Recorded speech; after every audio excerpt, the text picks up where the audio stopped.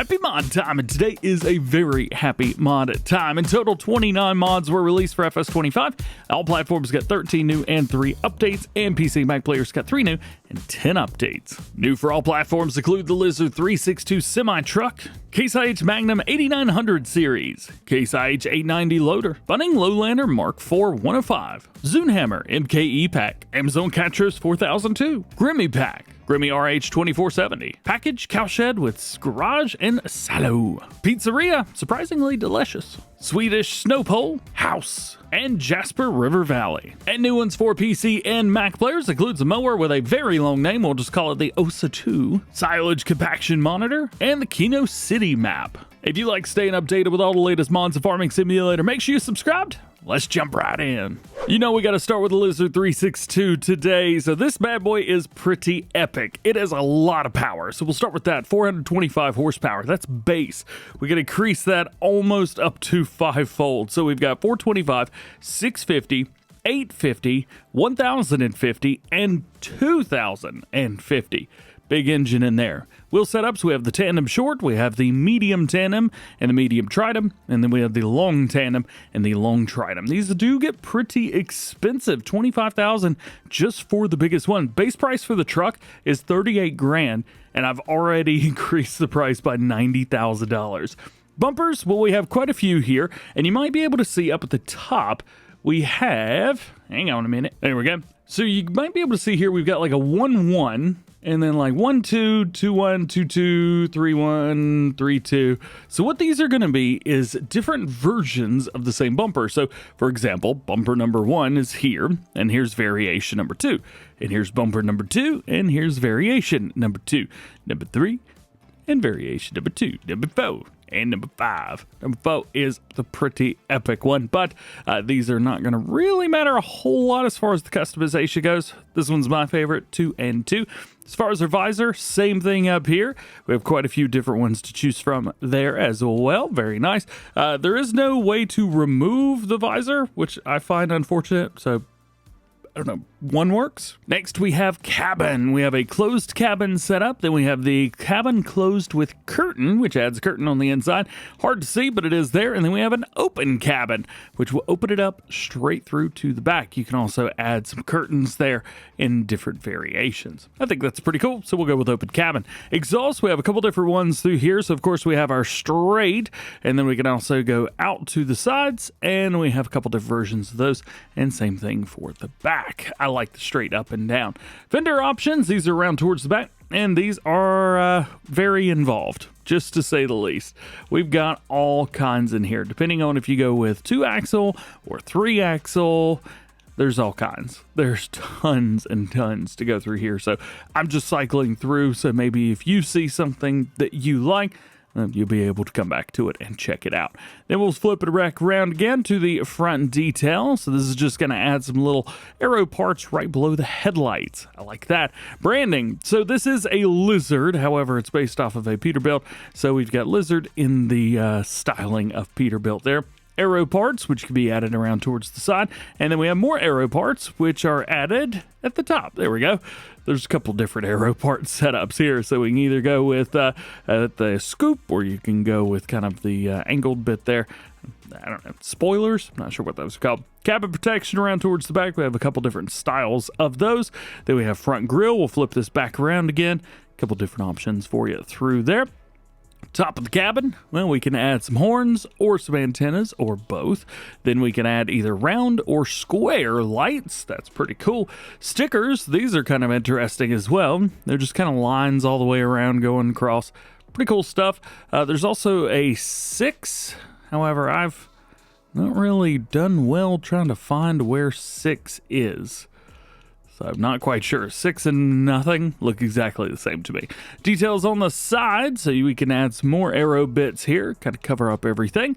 If you wanted to do that, we do have 5 different engine sound options.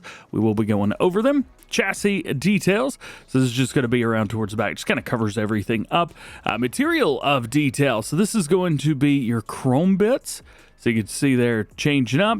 Kind of nice to see. We do have chrome and steel options. Then glass in 1 through 4 increments. Hard to see in there. Beacon lights, we had some blinky blinkies on the very back of it. We have 3 different Jake brake sounds to choose from. Steering wheel on the inside. We can either go with a standard or the customized.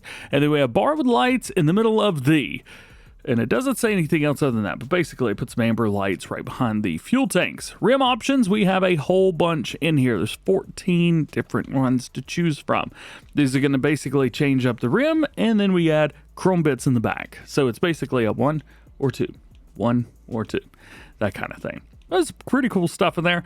14 is definitely my favorite, but you can choose what you like. Beep reverse, yes or no. And then we have colors for like all the stuff. So we got main, visor, stickers, fuel tank, chassis color, bumpers, fenders, branding. We also have interior 1 and 2 and rim colors. Tons and tons of colors to choose from. We'll go back up to the main color real quick just to show you the color palette in case there's something in here you want to go with. I went with the Voucher Red. However, Voucher Gold, also a really nice option for this truck. Let's turn it on and see what we got. Well, we have multiple different control groups. You've got the seat position, hitch adjustment, and tri-axis, so being able to bring up and down the tri-axis in the back. This is the version that I'm going for, which I think looks very, very cool. It's also a very, very loud truck, so we'll kind of back it up a little bit. As far as everything else goes, you can turn on and off the Jake brake, but that seems to be the only thing that can be done. Now let's take a listen to all of the different engine sounds. This one is number 1.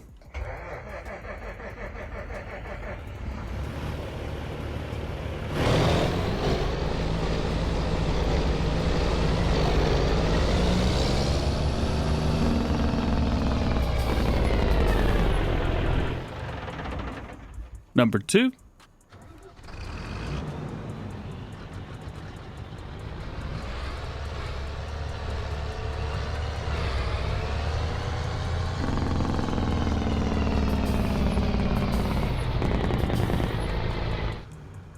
And 3.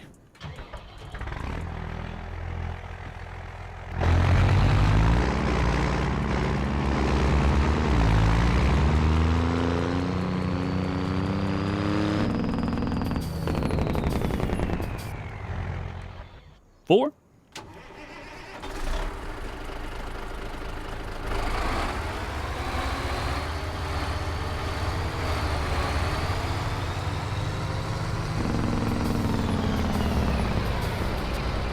And 5.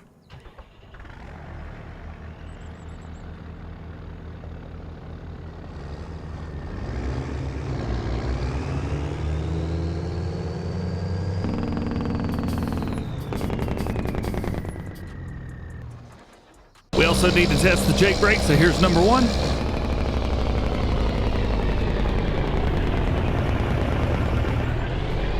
Here's number 2.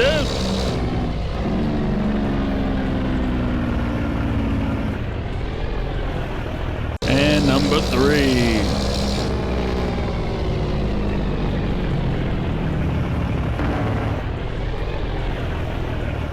So it's a lot going on. I think this is going to be very popular because I think it's the only Cabover, or one of the only Cabovers that we've got in Farm Sim 25.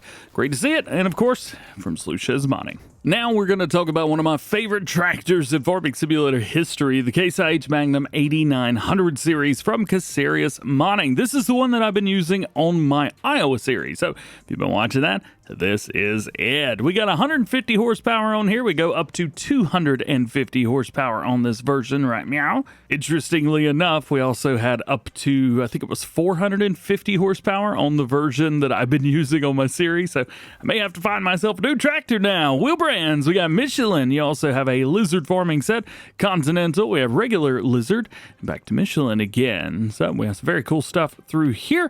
This is an American tractor, so you can expect to see plenty of that kind of stuff. I'm interested in the Lizard set a little bit. Those look pretty cool. Yeah, I like that. Continental, another four-wheel drive set, but we do have two-wheel in here as well. And then checking out the Lizard set here. Yeah, those look awesome. Those look so good, man. All right. Welcome Farms logo. You can throw that on the side if you would like. Fender options, we've got those too. Front extra lights. Oh yeah, we got them.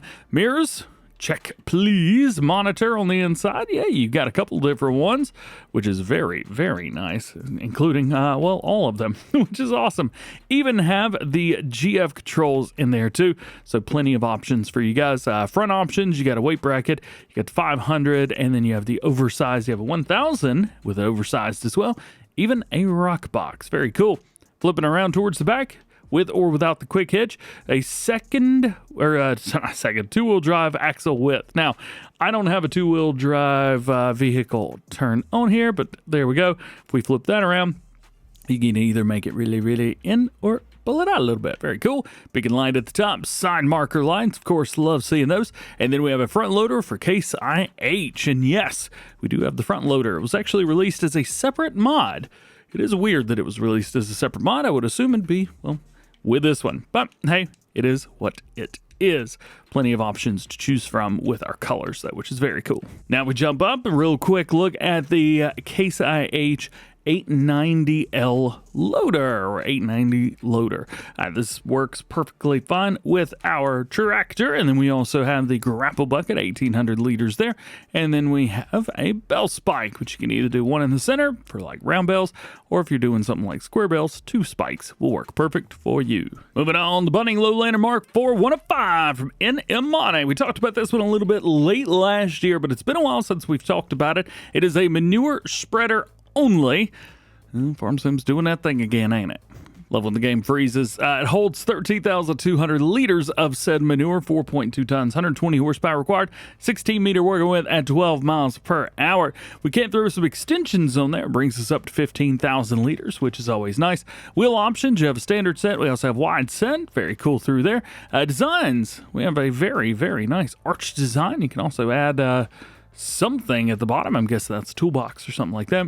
And then we could change up the decals. And the reason we would want to change those up, well, because we could change this up as well. Oh, it's so cool. I'm a big, big fan of the Bunning stuff, especially from NM Modding. We'll go back to the white through there.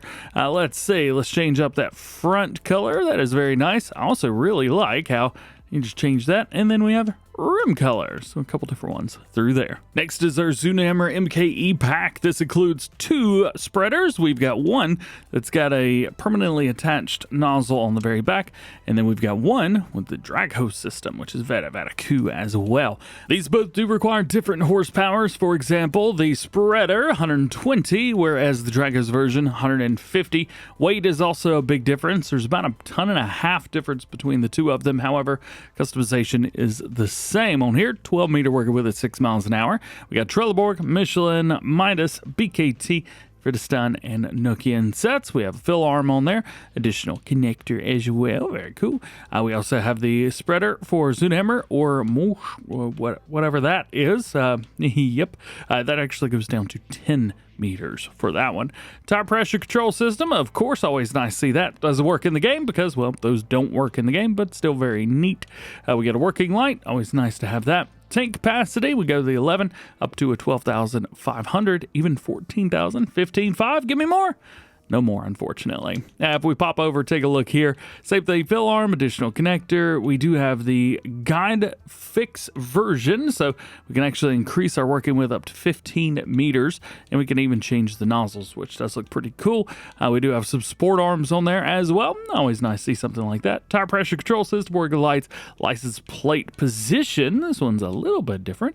And then we also have tank capacity up to 15,500. Our next one is the Amazon Catros 4002. It's a disc harrow, 150 horsepower required, 4 meter working width at 8 miles per hour. And we have the Grimme Pack. This has modified versions of all of the base game Grimme equipment, and we can do a lot of different things with all of it. For example, we have color options. However, those colors are set unless you go with the multicolor version, which I imagine most people will, but if you like staying with the red, well, you could still do that. Although, I don't like the red tires. I think those look a little bit weird. But if you don't like them, like me, well, you could change it up. Does that say Birchman red? Is it not Grimme red? My life has been a lie. Either way, we basically got all the Grimme stuff, but it has been modified. But one piece of equipment that's not in there is this guy right here. This is the Grimme RH 2470 palletizer. It's pretty sweet. So you see we've got 3 belts in there. This will take all of our vegetables and we'll palletize them. 20,000 liter capacity in there. We do have a couple different wheel brands to choose from, but not really a big deal of this one. We do have a trailer hitch, so it can be pulled around. Very, very nice. We had something in the base game of Farm Sim 17, I think 19 as well, that was kind of similar to this, but not this. Well, this is now here. And we got a couple placeables. First one is the package Cowshed with garage and silo. The first one is the Cowshed over here. Take a look, 40 cows. Open it up. Very smooth animation, super smooth as a matter of fact. Looking through, looks great in here, 30,000 liters of food. Not too bad at all. And then we got a little place over here for parking it up. Of course, all of our stuff for slurry and milk are around towards the front as well, so you have everything that you need. Now, interestingly, we have another version. It's a silo. So, very cool and neat area. Normally, we don't get stuff like this. Now, I sometimes get a little bit like, whenever I have to download stuff to have a placeable on a map. But I can imagine this looking very, very cool on some European maps. Let me tell you what. Here's your place for your silo, 40,000 liters here as well. So it looks like the cows and the silo are eating about the same. We do have some really nice little areas in and out of here. Not too bad. It's simple, yet super cool all at the same time. And there's a very, very distinct back to both of these. So you know exactly which side is going up against the wall or the hillside, whatever. Next one's pretty cool. This is the Pizzeria. Or is this the Pizzeria? Or is this the Pizzeria? Or is this a pizzeria? This is not a pizzeria. I think that was pretty obvious. This comes with 3 different pizzerias so that you can play the way that you want if you want to. And I think you might, because you can own your own pizzeria and not have to do anything. Let's talk about it, shall we? So first off, we have the production chain. I don't even know if I'm going in here. You can go in and find it yourself. This production chain right here, we deliver eggs, flour, and tomatoes, and we get pizza out. Very, very nice. Now, if you don't want to go through the rigmarole of having to deliver everything and you just want to make money, we'll go with this. This is in generators, and it just makes you money. It's a pizzeria, goes down on your map, and you get between $0 and $6,000 some in easy mode every month. Very nice. Well, let's say you don't want to do either one of those, but you do want to sell stuff. Well, here's a pizzeria, and you could just deliver stuff and sell it to it if you wanted to. You can also deliver pizzas there too. And then this one's just a simple one, which does exactly the same. And actually, if I was you, I would take that and put it over this place right here. So let's see, factory, set points, pizzeria, is this it? Yeah. I would take that, turn on the free build and put it right here. So every time your pizzeria pallets fall, they sell immediately. You may not want to do that, but still pretty cool. I don't know. I like this. Next is the Swedish snow pole. This one's pretty neat. So you just kind of put these down to mark your paths, roadways, anything like that. When we were in Finland, I think a couple years ago, we actually saw these all over the place. I don't remember seeing them in Sweden whenever I was there, but that's also been a few years ago. It was also in the middle of summer, so there's that as well. Still pretty cool and nice to see, and I'm sure there's somebody out there that's been waiting on something like this. Next to last is house. This is an old farmhouse for $23,000. Triggers are outside, so I think you know what that means. It just is what it is, man. And we've got a new map for everybody today. It is Jasper River Valley from Poor Boy Monning and Bruce's Gaming. You may notice that I've got a pretty rough frame rate up here at the top.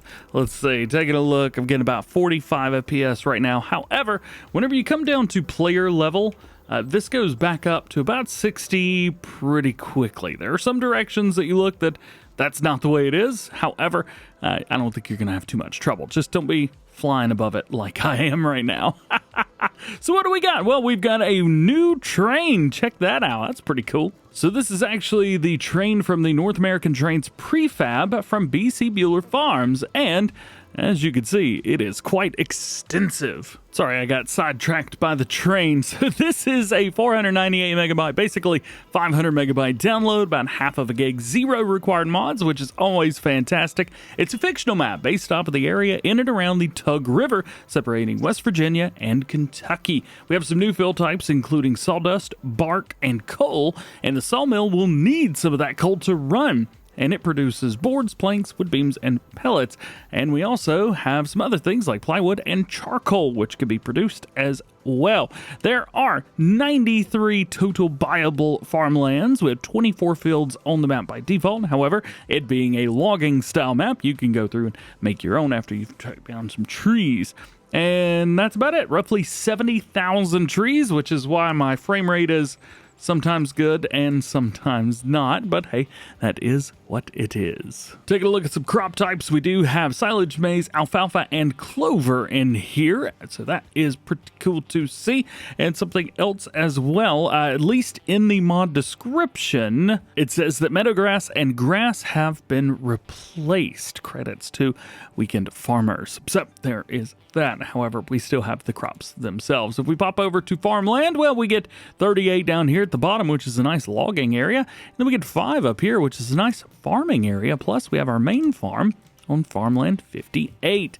Let's visit it and take a look and see what kind of trouble we can get ourselves into. Very cool to see some logging stuff inside this barn. Not very often you see that around. And we bump up. And here we go. Here is our field. And here is our farm. And I also like that our farm is just kind of like across the way right here, so you always have to be careful of the train. I mean, that's pretty cool, isn't it? And then we've got our shop right across the way. That makes things super duper easy. You can also own that land if you would like for about 50 grand. Now, if we go down a little bit down here to farmland 38, I'm actually going to find our house and visit that. So we've got our nice little cabin through there, and we've got a truck, and we've got a Kubota back there. Pretty cool. And to mention, we have an absolutely dreamy view here. This is also the edge of the map. The edge of the map is like right here. So we're not going to be going super duper far out into the water, but it is still nice. Oh yeah, and there's plenty of collectibles as well. However, that's not the secret that this map holds. We'll get to that here in a second. Oh, of course, the game is saving. I forgot to go ahead and turn that off. Here is your crop calendar, so you'll know what is what and where is where. We do have a cow pasture with a water buffalo, Limousin, Holstein, Brown Swiss, and Angus. I'm sure somebody got irritated by the way I said the second one. Here's our contracts. We actually start at like 5 in the morning, and so I fast forward like 5 hours instead of the usual 2. And then we also have no owned productions, but we do a BGA, charcoal production, paper factory, plywood production, and sawmill on the map by default. And if we pop around and take a look at our vehicles, we do get a few goodies through here as well. But I think you've probably already seen everything that we get in new farmer mode. But like I said, this map holds a secret. And that secret is that there are multiple versions of this map. Now, the mod description doesn't say anything about it, so it's a kind of like a surprise. So we get the winter edition where it is always winter. We get a summer edition where it's always summer. You see a tornado down there as well, which is pretty cool. And then we get a frontier style map as well. Now here is our snow version, and this one's pretty interesting. Let's go over to flight mode. So it doesn't appear that any snow has accumulated. I wonder if there's an issue with that being down, but it is currently snowing, and I am assuming it is always going to be snowing. Yep. Snow literally every minute of every single day. However, just judging by the look of it, looks like we've got all grass fields. So instead of having our normal setup for regular fields, we've just got, let's say grass fields, but I don't even know if they're grass fields, just meadow grass fields. And we have horses on here instead of anything else. Plus, our farm is in a different location. Now, do we still own this area down here? Yes. However, our house is not there. It is here. And we don't have a farm. We just have areas with stuff. And here's what it looks like after a couple hours in the game. Still getting pretty rough frame rates. However, it's probably because I'm up trying to do wild and crazy stuff and, speed up time like it does on PC. Yeah, it's not too bad. Oh, all right, so that's one version. Let's go take a look at the next one. Here's our full summer mode, and it looks like we are still set up kind of the way we were for the first version, the regular version of the map. Let's see, taking a look. Am I going in the right direction towards the other farm? I am. All right, just making sure. Well, that's cool. Look at that. We got an overlook tower, which kind of overlooks everything. That is pretty cool. So yeah, this one looks like it's set up exactly the same as the first one. Very nice, very nice. Also, talking to Poor Boy Mining, it sounds like this has a heightened chance of getting a tornado. So that's pretty cool. And here we are with the Frontier version. And I'll be honest, I think the Frontier version is just like the Winter version, just Frontier-y. All right, so looks like we have two different versions of the map. One's always summer, and then with the second version, this one, it's either winter or it's a regular version. All right, I think I get it. Do you get it? I got it. Yeah.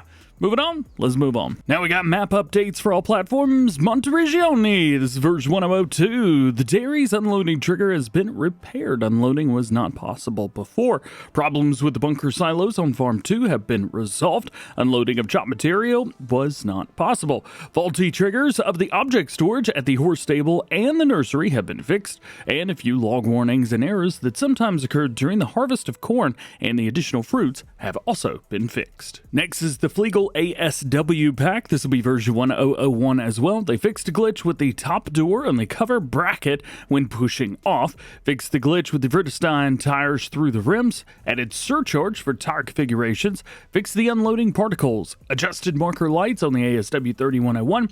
Auger module integrated into the partial painting. Added liner animation via IC and mouse control, and added a tire size, the 800 45R 26.5s. And your only other update today for all platforms is the XXL Flag Pack. This will be version 1001 as well. Then scroll down to it. There we go. Console release. All right. This actually came out not long ago on PC, but it's nice to see.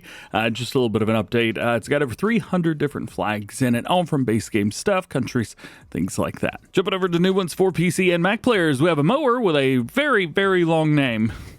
Let's just call it Mower. The Osatu. It's actually in quotes up there at the top. If you look at that, Osatu. So let's talk about it. We've got a 1.8 meter work width at 4 miles an hour. 15 horsepower required. It's pretty ridiculous. We do have quite a few things here. You can add or remove the cover there. We also have another cover at the bottom, which you can add or remove. PTO attachment. You've got that. Manufacturer, we could change that up. Swath divider, yes or no. We have pulley types on there as well. Can we find that? Where is that? I see nothing. All right, moving on. We also have a rear hitch. It's pretty nice, pretty cool. And then we got colors for the stuff. Your second new one for PC and Mac players today is called Silage Compaction Monitor. It takes the guesswork out of silage making in FS25. It is a quality of life mod that adds a real-time information HUD to your screen whenever you are working in a bunker silo. No more endlessly driving back and forth, wondering if your tractor is heavy enough or how much longer it is going to take. Very interesting. So you see up here, we got 80%, mass 7.3 tons, and an estimated time of 2 minutes, 17 seconds left. That is pretty cool. Lastly, today we have a new map for PC and Mac players called Keno City. This one, just like the crossplay map today, also has multiple different versions, which is very exciting. I'm kind of digging it. The first one is just regular Keno City, and this is our loading screen. It says no equipment. There is a lot going on. So this is another North American map based in the Yukon Territory in Canada. It's a 4X map, so it is absolutely massive. Surrounded by dense forestry, this region was once home to silver mining. More recently, it's been transformed into gold mining. In addition to soil being a type on the map, there's also gold-bearing soils and sand for mining.